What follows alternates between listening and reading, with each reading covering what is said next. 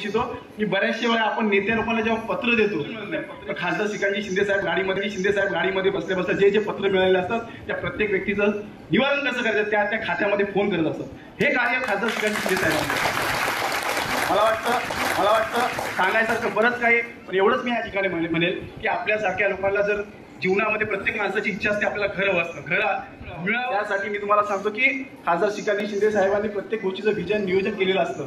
तुम्हाला येणाऱ्या काळामध्ये सुखसोयी तिथे कशा चांगल्या मिळतील, तुमच्या आजूबाजूच्या परिसरामध्ये चांगला कसा विकास होईल याचा आपण नेहमी पाठपुरावा करत राहा, आपली कामं निश्चित होईल। एवढंच जाता एकच गोष्ट सांगेल की कुणाल पाटील आणि आनंद फुलवरे ही तुम्हाला 2 रत्न मिळाले, त्यांच्या माध्यमातून आपण आपल्या अडचणी सोडवा, कारण की प्रत्येक क्षणी त्यांच्या लोकांच्या ज्या काही भावना असतात तुमच्या संदर्भात असतात।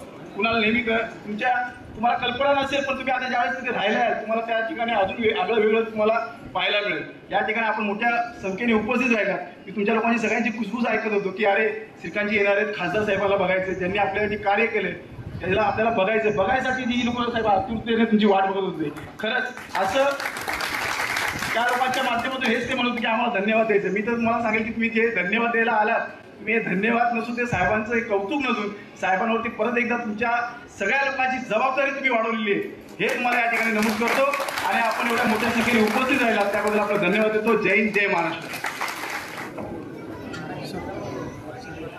बसा सगळ्यांना जय महाराष्ट्र। आज या खोनी आणि शिरडोन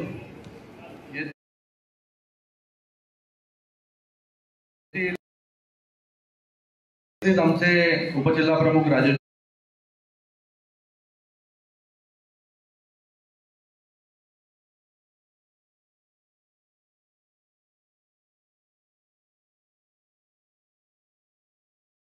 कदम, महेशजी पाटील, राजेशजी मोरे, महेशजी गायकवाड,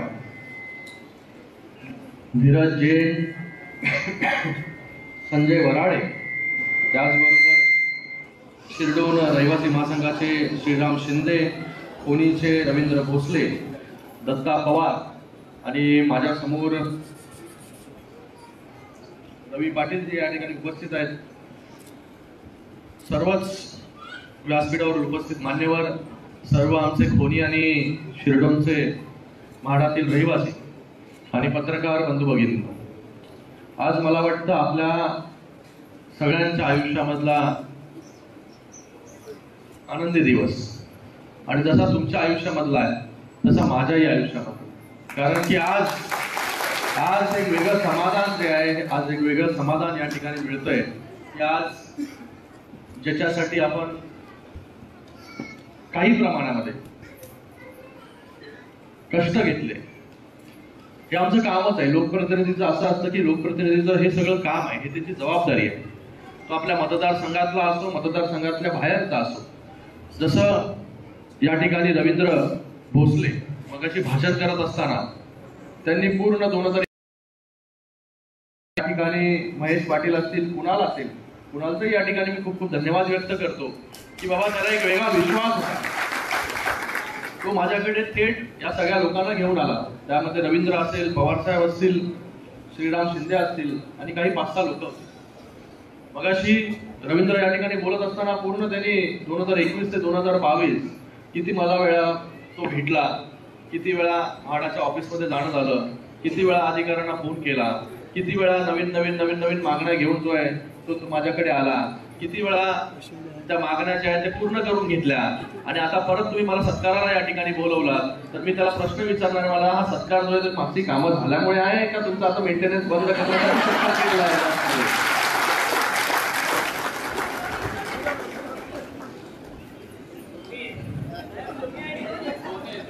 दोन्ही आहे, मग परत बोलवणार नाही, आता मग मेंटेनन्स विचार काय रे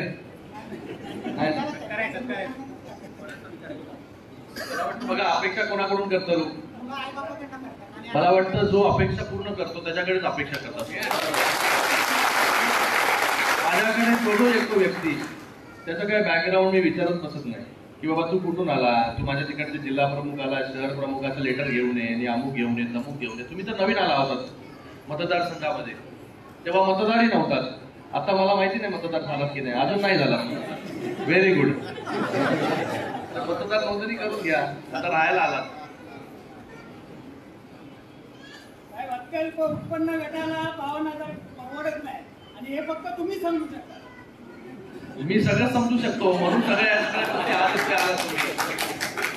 मला वाटतं आपण ज्या ईडब्ल्यूएस कॅटेगरीमध्ये पण बसता, मला वाटतं प्रधानमंत्री आवास योजना जी आहे ती आपल्या सगळ्या लोकांसाठी जे आहे ते माननीय या देशाचे यशस्वी प्रधानमंत्री नरेंद्र मोदी साहेबांनी या ठिकाणी सुरू केली आणि 2024 पर्यंत जे आहे ते जास्तीत जास्त लोकांना जे आहे हे आपलं स्वतःचं घर, हक्काचं घर मिळायला पाहिजे. त्याच्यामुळे जी आहे ही एवढी मोठी योजना या ठिकाणी आली आणि मला वाटतं खूप कमी किमतीमध्ये आपल्याला ही घरं मिळतात. आपण जिथून येता, ठाण्यामधून येत असाल, मुंबईमधून येत असाल, नवी मुंबईमधून येत असाल, आज जर आपल्याला तिकडे घरं घ्यायची तर आपल्याला ती घरं परवडू शकत नाही, आपण त्याचा विचारही देखील करू शकत नाही. इतकी महाग घरं जी आहेत, इतकी महाग जमीन त्या ठिकाणी झाली आहे. पण प्रधानमंत्री आवास योजनेच्या माध्यमाने सरकार जे आहे हे ईडब्ल्यूएस कॅटेगरीमध्ये लोकांना ज्यांना घरं परवडत नाही अशा लोकांना घरं देण्याचं काम. मला वाटतं घर प्रत्येक गरीब कुटुंबातील या मिडल क्लास व्यक्तीचं आहे, कोणाचंही. सगळ्यात अगोदर माणूस कितीही मोठा झाला तरी त्याचं स्वतःचं घर जे आहे हे जोपर्यंत होत नाही तोपर्यंत त्याला काही समाधान त्या ठिकाणी मिळत नाही. म्हणजे घरासाठी जो आहे हा कुटुंब प्रमुख असतो, व्यक्ती असतो कुटुंबातील, तो पूर्ण आपला जीवनभर जो आहे तो मेहनत करत असतो. तो गावाकडून येतो, त्या ठिकाणी काम करतो, आपल्या मुलाबाळांचं पालनपोषण त्या ठिकाणी करतो, त्याला शाळेत टाकतो आणि त्याचबरोबर जे आहे हे थोडे थोडे जर भाड्यावरती राहत असेल तर थोडे थोडे पैसे बाजूला करून ठेवतो, जेणेकरून एक दिवशी जे आहे हे पैशाचा उपयोग जो आहे तो स्वतःचं हक्काचं घर जे आहे ते घेण्यासाठी ते कुटुंब धडपड करत असते. आणि हे हक्काचं आपलं स्वतःचं छत्र जोपर्यंत आपल्याला मिळत नाही तोपर्यंत आपल्याला काही समाधान मिळत नाही. मला वाटतं इतकं हे प्रत्येकाच्या आयुष्यामध्ये घर म्हणजे सिक्युरिटी असते. घर म्हणजे बाबा हे माझं आयुष्यामधून मी कमावलेलं आहे, हे माझं घर आहे आणि पुढील पिढीसाठी जे आहे मी त्या ठिकाणी देणार आहे, एवढं एक अभिमान असतो की स्वतःचं घर मिळाल्यानंतर. आणि मला वाटतं आपण जे आहे ह्याच्यासाठी खूप कष्ट केले या ठिकाणी. रवींद्र असेल, त्याचबरोबर शिंदे असतील, पवार असतील आणि कुणाल असेल, महेश गायकवाड असतील, महेश पाटील असतील, यांनी कधी माझा पिच्छा त्या ठिकाणी सोडला नाही की प्रत्येक वेळेस अमुक झालंय म्हणजे काम कधी होत असतं. बघा आमचं लोकप्रतिनिधीचं इंटेन्शन असतं, आमच्याकडे जो कोण येतो त्याला आम्ही फोन करतो अधिकाऱ्याला, बाबा हे काम झालं पाहिजे. पण त्या अधिकाऱ्याच्या मागे लागून, आमच्या मागे लागून आपण जोपर्यंत पाठपुरावा करत नाही तोपर्यंत ते काम होत नाही. आपण एक चांगलं उदाहरण या ठिकाणी दिघे साहेबांचं दिलं की दिघे साहेब जेव्हा त्यांच्या अनाथाश्रमात बसायचे तेव्हा लोक यायचे रात्री आणि मला एक किस्सा जो आहे तो शिंदे साहेबही सांगतात की हा माणूस जो आहे तो आपल्याकडे त्याला खरंच गरज आहे का, त्याला खरंच गरज आहे की ती गरजेची चाचपणी ते त्या ठिकाणी करत असत. त्यांच्याकडून असं कधीच होत नव्हतं की कधीच कुठलं काम जे ते होणार नाही. दिघे साहेब होते, दिघे साहेबांनी जे शक्य नाही तेही करून दाखवलं या ठिकाणी आणि आज त्यांचा शिष्य देव आहे. आज त्यांच्या तालमीमध्ये जो घडला, आज या महाराष्ट्राचा मुख्यमंत्री झालेला आहे आणि त्याच्या नेतृत्वाखाली आम्ही सगळे लोक या ठिकाणी काम करतो. तर आज या ठिकाणी जे आहे आपण त्याचा पाठपुरावा करत राहिला, फॉलोअप करत राहिला की आपल्याला त्याच्यामध्ये बाबा प्रॉब्लेम आला, 10% सवलत आपल्याला मिळाली पाहिजे, त्या ठिकाणी वेगवेगळ्या गोष्टी त्या ठिकाणी आल्या, आपल्याला घर जे आहे ते पोझिशन मिळत होतं, नंतर म्हणाला की आम्ही 6 महिने थांबायला तयार आहे, नंतर आम्हाला पोझिशन द्या. या सगळ्या गोष्टी आपण अनुभवल्या, त्या मला सांगायची गरज नाही कारण की आपण त्या सगळ्या स्वतः अनुभवल्या त्या ठिकाणी. मला एवढंच सांगायचं आहे की आज घर जे आहे या घराचे प्रश्न जे आहेत ते खूप गंभीर आहेत. आपण हे मुंबईलाही पाहता, SRAच्या माध्यमाने घराची डेव्हलपर्स बांधत होते, म्हाडा बांधत होते, ते घरं जे आहेत लोकांना अजूनही 10-10, 20-20 वर्ष, 30-30 वर्ष, 40-40 वर्ष लोकांना स्वतःचं घर अजूनपर्यंत मुंबईमध्ये मिळालं नाही. त्याच्यामुळे मुंबईची लोक देखील या ठिकाणी या माझ्या मतदारसंघामध्ये येऊन राहायला लागले. दिव्यामध्ये आपण पाहिलं असेल ते कोकण माणसं जे आहेत ते कोकणामध्ये राहणारे सगळ्यात जास्त जर पुढे राहत असेल तर दिव्यामध्ये असतील, डोंबिवलीमध्ये असेल, या ठिकाणी ते लोक राहत आहेत कारण की परवडणारी घरं या ठिकाणी त्यांना मिळत आहेत. म्हणून मुंबईमध्ये देखील जे आहेत ती घरं रखडलेली आहेत, SRAचे प्रोजेक्ट रखडलेले आहेत, म्हाडाचे प्रोजेक्ट रखडलेले आहेत, त्याच्यावरती देखील माननीय मुख्यमंत्री एकनाथजी शिंदे साहेब काम करतायत जेणेकरून तिकडच्याही लोकांना जे आहे हे स्वतःचं आपल्या हक्काचं घर जे आहे हे या ठिकाणी मिळेल. कारण की डेव्हलपरला घर डेव्हलप करण्यासाठी आपण खूप विश्वासाने दिले त्या ठिकाणी, पण डेव्हलपर कुठे अडकला, त्याच्याकडे पैसे संपले, कोर्टामध्ये केस चालू आहे आणि त्याला 20-20, 30-30 वर्ष आपण ट्रान्झिट कॅम्पमध्ये राहत आहे. पण त्याच्यावरती देखील आज आपण या ठिकाणी मुंबईमधले पण खूप लोक आहेत, आपल्याला त्या माध्यमाने मी सांगू इच्छितो की आपणही आपल्या लोकांना जे अडकले त्यांनाही जाऊन सांगा टाका की लवकरच जे आहे हे सरकार याच्यामध्ये धोरण घेऊन येईल. ज्या इमारती अर्धवट राहिलेल्या आहेत, ज्या डेव्हलपर्स पळून गेलेले आहेत, या सगळ्यांना जे आहे हा सगळा एकत्र घेऊन एक प्रोजेक्ट करून जे आहे ते मुंबईच्या मराठी माणूस जो मुंबईच्या बाहेर गेलेला आहे त्याला परत मुंबईमध्ये आणण्यासाठी जे आहे हे सरकार या ठिकाणी काम करतंय आणि लवकरच जे आहे हे या ठिकाणी आपण हे सक्सेस होताना आपल्याला पाहायला मिळेल.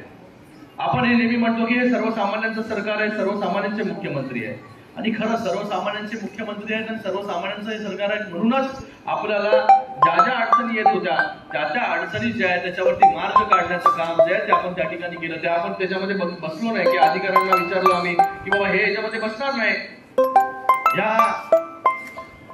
धोरणामध्ये ते बसणार नाही, या रूल मध्ये हे बसणार नाही, हे कायद्यामध्ये हे बसणार नाही. तर आम्ही त्यांना काय सांगतो, कायदा कोणासाठी बनवला तुम्ही? लोकांसाठी ना.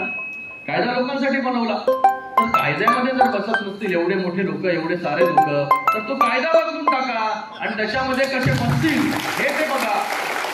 हे जे धोरण आहे की गेल्या 1.5 वर्षापासून आपण पाहिलं असेल की शिंदे साहेब जेव्हापासून मुख्यमंत्री झाले या ठिकाणी सगळ्यात जास्त कायद्यामध्ये बदल करण्याचं काम, अमेंडमेंट धोरणात्मक निर्णय घेण्याचं काम. म्हणजे जर माणूस त्याच्यामध्ये बसत नसेल, कोणाला लाभ त्याच्यामध्ये मिळत नसेल तर त्याला लाभ देण्याचं काम देखील या सरकारने केलं. शेतकऱ्यांना कधी लाभ मिळत नव्हता. शेतकऱ्यांना फक्त घोषणाच व्हायच्या अगोदर की अमुक अमुक कोटी रुपये देणार, अमुक अमुक देणार, अमुक अमुक पैसे देणार. पण शेतकऱ्यांसाठी देखील एनडीआरएफचे सगळे निकष बाजूला ठेवून जे आहे हे शेतकऱ्यांना देखील मदत करण्याचं काम आपल्या या सरकारने केलं आणि पहिल्यांदा 12,500 कोटी रुपये जे आहेत हे शेतकऱ्यांच्या अकाउंट मध्ये टाकण्याचं काम या महाराष्ट्र सरकारने केलं. तर हे सरकार या ठिकाणी काम करत आहे लोकांसाठी. सरकार लोकांसाठी, लोकांना जे जे हवं ते करण्याचं काम या ठिकाणी आम्ही करतो. आज जर आपण या परिसरामध्ये पाहिलं असेल की वेगवेगळ्या उपाययोजना आपण करतो. कल्याणशील रोड आपल्याला अगोदरचा आठवत असेल, मला माहित नाही अगोदरचा आपल्याला आठवतच असेल कारण की आपण इथे 2021 पासून येत असाल बघायला, घरं बघायला येत असाल, तेव्हाची परिस्थिती काय होती आणि आताची परिस्थिती काय आहे. आज कल्याणशील रोड जो आहे हा कल्याणशील रोड चांगल्या प्रकारे जो आहे तो डेव्हलप झाला. त्या ठिकाणी त्याचं कॉन्क्रिटीकरण झालं. आपल्याला येताना खड्डा वगैरे लागत नाही त्या ठिकाणी. त्याचबरोबर आपल्या 27 गावांमधले काही रस्ते आपण केले. त्याचबरोबर आपण बदलापूरला जाणारा पाईपलाईनचा रस्ता जो आहे तो त्या ठिकाणी आपण करतोय. म्हणजे वेगवेगळ्या आपण रेल्वेने प्रवास करत असाल खूप लोक तेव्हा 5वी आणि 6वी लाईन, मी पण माझ्या लहानपणापासून ऐकत होतो आणि हे सगळे लोक इकडे खूप वर्षापासून आहेत तेही ऐकत होते की 5वी आणि 6वी लाईन होणार, 5वी 6वी लाईन होणार, पण कधी होणार हेच माहित नव्हतं लोकांना. पण ती 5वी आणि 6वी लाईन आपण पाठपुरावा करून जो आहे म्हणजे मी लहान असताना आणि काही कित्येक वर्ष कित्येक लोकप्रतिनिधी जे आहेत हे 5वी 6वी लाईन होणार त्याच्यासाठी पाठपुरावा करत होते, पण ते कधी झालं नाही. पण आपल्या एनडीएच्या सरकारमध्ये ते झालं आणि सगळ्यात जास्त रेल्वेमध्ये जर काम कुठे झालं असेल तर ते माझ्या मतदारसंघामध्ये. आज महेश गायकवाडने इकडे सांगितलं की बाबा स्वातंत्र्यानंतर कधीच तिकडे पाण्याची योजना झाली नव्हती. ती योजना जी आहे ती जल जीवन मिशनच्या अंतर्गत, ही जल जीवन मिशनच्या अंतर्गत जे आहे ते लोकांना घरापर्यंत नळाद्वारे पाणी देण्याचं काम देखील आपण या ठिकाणी सुरुवात केलेली आहे. आज 27 गावांसाठी वेगळी आपण या ठिकाणी योजना, पाण्याची योजना त्या ठिकाणी राबवतोय. त्या काही प्रमाणामध्ये काही गावामध्ये ती कामं सुरू झालेली आहेत, काही गावामध्ये कामं जी आहेत ती पूर्ण झालेली आहेत. तर असं वेगवेगळी कामं जी आहेत, रस्ते, एमआयडीसीचे रस्ते असतील, एका वॉर्डमध्ये किती 100 कोटीपेक्षा जास्त. आणि परवा मी गेलो होतो तिकडे त्या एमआयडीसीच्या इथे मस्त रुंद रस्ते वगैरे पाहायला त्या ठिकाणी मिळालं. तर लोकांना कधी विश्वास वाटत नव्हता की एमआयडीसी मधले रस्ते जे आहेत ते आमचे चांगले होतील आणि एका वॉर्डमध्ये 100 कोटी रुपये आम्हाला मिळतील. तर ते मतदार जे आहेत, हे मतदार किती आहेत त्या वॉर्डमध्ये हे बघून आम्ही काम करत नसतो. त्या ठिकाणी किती लोकांना गैरसोय आहे हे बघून आम्ही काम करत असतो. म्हणून आपल्याला जे आहे आपण मी पाहिलं नाही हे माझे मतदार होतील नाही होतील, कधी काय होईल कोणी काही, हा जर मी विचार केला असता तर आपलं काम झालं असतं का? कोणी पहिला विचारतो अरे माझा मतदार आहे का? मतदार इम्पॉर्टंट. मतदार मत देईल तर तो लोकप्रतिनिधी निवडून येईल अशा लोकांची भावना असते. पण माझ्याकडे जेव्हापासून तुम्ही आलात आणि आजपर्यंत आपलं काम देखील पूर्ण झालेलं आहे, तर आपण जे आहे ते आम्ही कधीच हे पाहिलं नाही. कधी जात नाही पाहिली, कधी पात नाही पाहिली, कधी धर्म नाही पाहिला, कधी कोण मतदार आहे कोण मतदार नाही, कोण बाबा गरीब माणूस आला त्या ठिकाणी माझ्या फाउंडेशनकडे मला त्याची मदत पाहिजे, मी त्याला विचारत नाही की तुझं मतदार यादीमध्ये नाव आहे का रे बाबा, तुला मी पैसे दिले, मदत केल्यानंतर तुम्हाला मतदार देशील का.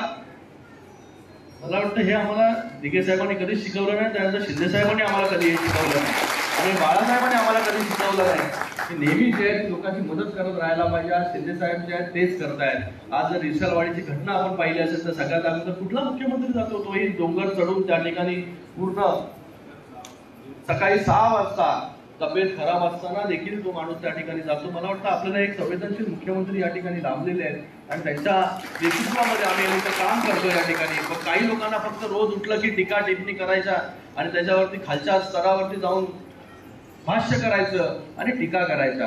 काही लोकांना इकडे पण सवय आहे टीका करायच्या, काही लोकांना इकडे पण सवय आहे टीका टिप्पणी. 5 वर्ष लोकांनी जबाबदारी दिली पण 5 वर्षामध्ये अजूनपर्यंत काही कमावलं नाही.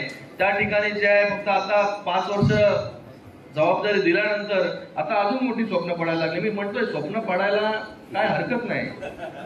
स्वप्न पडायला मुंगेरे लाल के हसीन सपने हे जे आहे मला वाटतं स्वप्न ते लोकांना माहिती आहे. स्वप्न जे आहे हे स्वप्न बघितलं पाहिजे पण हेही त्याच्याबरोबर स्वप्न बघा की आजीच्या पुढे माझी लागता कामा नाही त्याचीही दक्षता घ्या. मला सगळ्यांना शुभेच्छा आहे.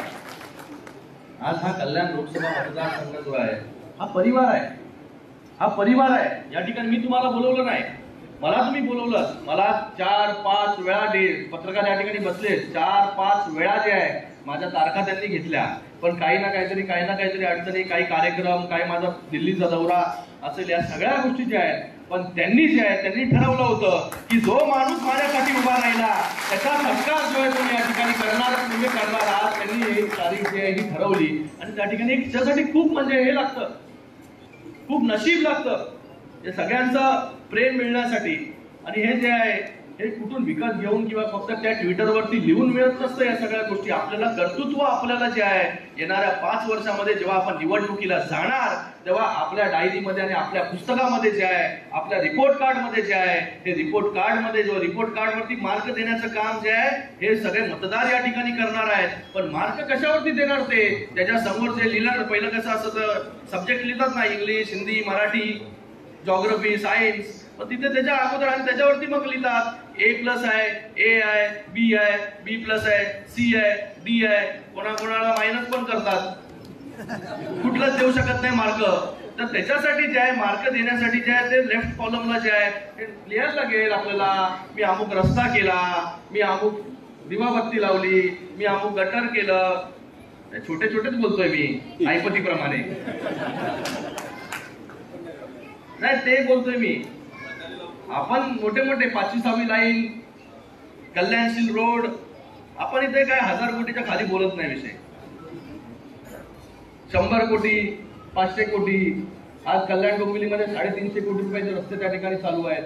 आज आपण डोंबिवलीचं जे आहे ते हॉस्पिटल त्या ठिकाणी असल्याचं टेंडर झालं, खूप वर्षापासूनचा प्रलंबित विषय होता, तो त्या ठिकाणी आपण करतोय. आज माझ्या अंबरनाथचं शिव मंदिर 1000 वर्ष जुनं आहे, ते आपण त्याचं रिडेव्हलपमेंट करतोय. त्याचं 150 कोटी रुपये आपण एक आगरी कोळी भवन त्या ठिकाणी बांधतोय, त्याचं काम चालू झालेलं आहे. फक्त घोषणा नाही, प्रत्यक्ष काम. खिडकाळीचं मंदिर जे आहे हे खिडकाळीचं मंदिर आपण त्या ठिकाणी डेव्हलप करतोय. त्या ठिकाणी त्याचा आजूबाजूचा परिसर जो आहे तो त्या ठिकाणी आपण या ठिकाणी करतो. आगरी कोळी भवन जे आहे गेले कित्येक वर्ष खूप लोकांनी आश्वासन दिली त्या ठिकाणी पण ते होऊ शकलं नाही, ते आपण केलं. आज आपल्या मेट्रो जे आहे, आज मेट्रो आपण मंजूर करून आली या ठिकाणी आणि ती मेट्रो जी आहे ती भिवंडीपर्यंत जी मेट्रो येते ती मेट्रो जी आहे ती आपल्या याच भागामधून आपल्याला त्याचा फायदा होणार आणि तो तळोजापर्यंत ती मेट्रो त्या ठिकाणी जाणार आहे. जेव्हा कल्याणची रोड चालू होता तर खूप लोक जे आहेत हे बायनोक्युलर हे घेऊन जाऊन इन्स्पेक्शन करत होते, कुठं चीर पडली नाही, कुठं काय पडलं नाही, कुठं काय पडलं नाही, असाच रस्ता आहे ना तसाच रस्ता आहे. अरे पहिला करा, तरी केल्यानंतर तुम्ही करा, त्याच्यामध्ये किती कष्ट होतात रस्ते करण्यासाठी हे देखील आपल्याला कळेल. दुसऱ्यांनी केलेलं जाऊन पाहायचं त्या ठिकाणी. मग MIDCचे रस्ते होतील का? MIDCचे रस्ते वरती झाले, लोकांच्या घरामध्ये पाणी घुसलं. अरे आता पावसाळा 2 झाले, कोणाच्या घरामध्ये पाणी घुसलं नाही. पण दुसरा कोण काम करत असेल तर त्याच्यामध्ये खो करण्याचं काम जे आहे हे खूप लोकांचं या ठिकाणी जे आहे हे काम झालेलं आहे. मी कोणाचं नाव घेतलेलं नाही या ठिकाणी. कोणाला लावून घ्यायचं असेल स्वतःला तर तरी लावून घेऊ शकतं, कारण की मला कोणावरती टीका करायची सवय नाही. नेहमी शिंदेसाहेब म्हणतात की टीकेचं उत्तर जे आहे हे मी माझ्या कामातून देणार आणि मी देखील कामातून जे आहे 9 वर्ष या मतदारसंघामध्ये काम करतोय. इथे राहणारे तुम्ही पण पत्रकार आहात, सगळे आहेत. या मतदारसंघाचा चेहरा मोठा बदल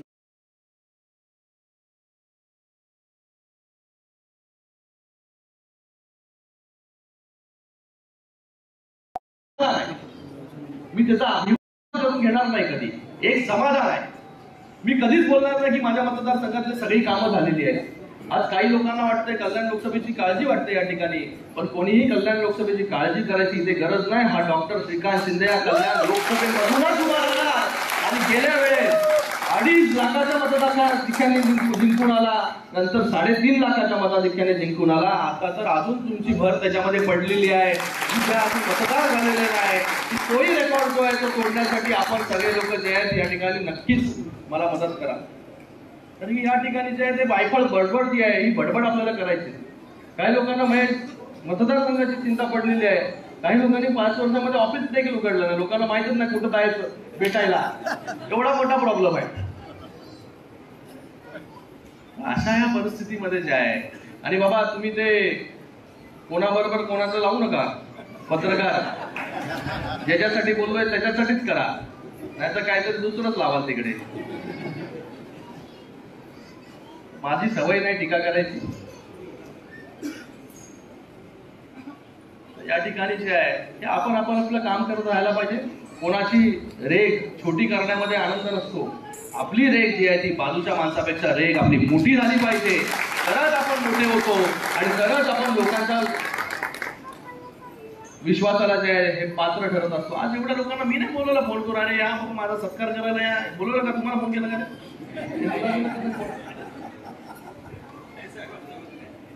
आज या ठिकाणी जे आहे लोकांचं प्रेम कधी मिळतं हे त्या समोरच्या माणसाचं काम होईल नाही होईल, काम होणं इम्पॉर्टंट नाही. तुमचा प्रामाणिक जो आहे प्रामाणिकपणा इम्पॉर्टंट असतो. की तो प्रामाणिकपणे बाबा माझ्याकडे तो माणूस येतो, त्या प्रामाणिकपणे हा माणूस जो आहे तो माझं ऐकून घेतो.